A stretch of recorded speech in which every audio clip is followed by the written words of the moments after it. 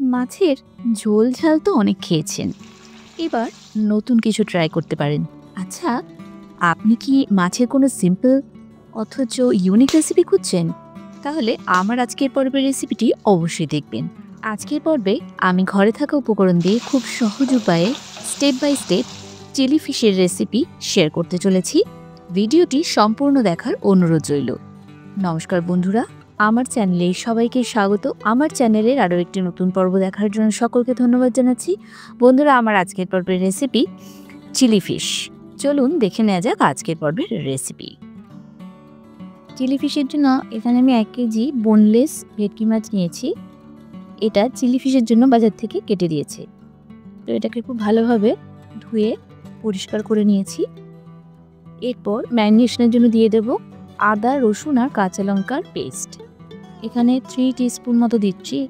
এরপর soya sauce দেব 1 tablespoon, আর টমেটো কেচাপ দেব 1 tablespoon, green chilli sauce দেব 1 টেবিল স্পুন, আর দেব red chilli sauce 1 tablespoon. এরপর দিয়ে দিচ্ছি 3 টেবিল স্পুন মতো কর্নস্টার্চ আর 2 টিস্পুন মতো ময়দা। দিচ্ছি একটা ডিম। এরপর সমস্ত উপকরণ মাছের সাথে খুব ভালোভাবে মিশিয়ে নেব। এরপর সামান্য হলুদ দেবো, এতে কালারটা খুব ভালো আসে। এরপর ম্যারিনেটের জন্য রেখে দেব 30 মিনিট। এরপর এখানে পেঁয়াজটা আমি এইভাবে কেটে নিচ্ছি। তো চারিদিকটা এইভাবে কাট লাগিয়ে নিয়ে দেখুন এর যে পেটালসগুলো আস্তে আস্তে এইভাবে ছাড়িয়ে নিচ্ছি। চিলি ফিশের ক্ষেত্রে এইভাবেই পেঁয়াজগুলো কাটলে ভালো লাগে দেখতে। তো এইভাবে কেটে নিলাম। এরপর একইভাবে ক্যাপসিকামটা কাটছি। ক্যাপসিকামের যে খাঁজগুলো আছে দেখুন ভাগ ভাগ, তো আমি এইভাবেই এক একটা পার্ট কেটে নেব। তাতে কি হবে, এটা একটু চিকন করে কাটতে সুবিধা হবে।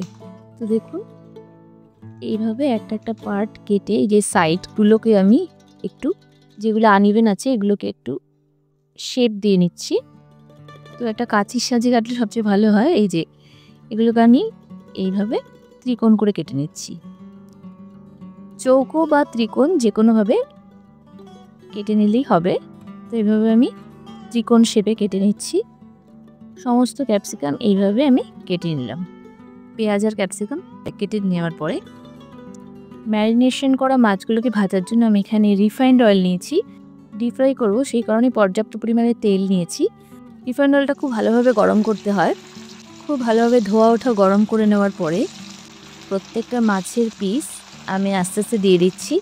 ফ্লেমটা লো করে দেব, নাহলে প্রথম ব্যাচ দেওয়ার পরে খুব তাড়াতাড়ি এগুলো কালার এসে যায়।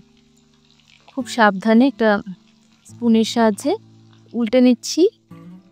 5-6 মিনিট পর এটা তুলে নিলাম।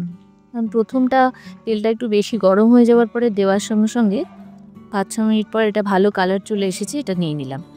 প্রথম ব্যাচ হয়ে যাওয়ার পরে দ্বিতীয় ব্যাচে আবারও দিয়ে দিচ্ছি এক এক করে।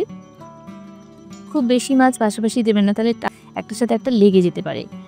লো মিডিয়ামে রেখে এটা 3-4 মিনিট পর একটা স্পুনের সাহায্যে আস্তে আস্তে এগুলোকে উল্টে দিতে হবে, যাতে মাছগুলো ভেঙে না যায়।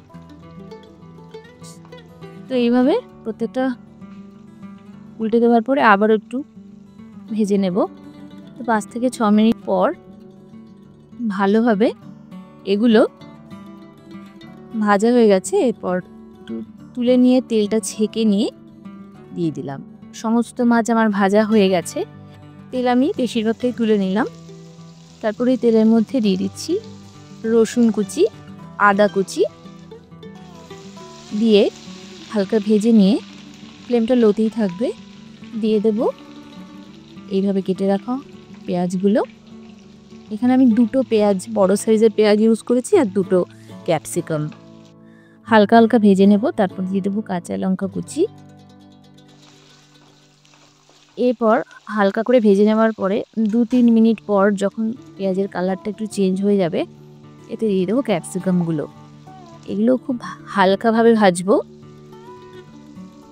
দিয়ে দিচ্ছি সামান্য পরিমাণ নুন আর খুবই সামান্য পরিমাণ হলুদ, এতে কালারটা ভালো আসবে আর ক্যাপসিকাম আর পেঁয়াজগুলো মজে যাবে। এরপর হালকা ভেজে নিয়ে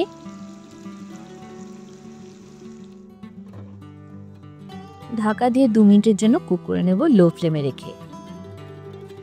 2 মিনিট পরে তুলে দেখতেই পাচ্ছেন পেঁয়াজ আর ক্যাপসিকামটা খুব ভালোভাবেই মজে গেছে।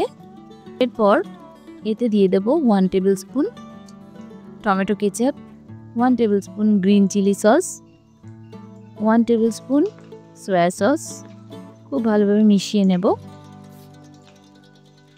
এরপর এতে দিয়ে দেব সামান্য পরিমাণ ব্ল্যাক পেপার।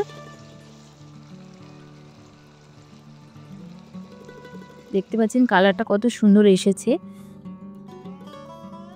তো এরপরে এতে আমি 1.5 কাপ পরিমাণ গরম জল দিয়ে দিলাম। যখন হালকা ফুটে উঠবে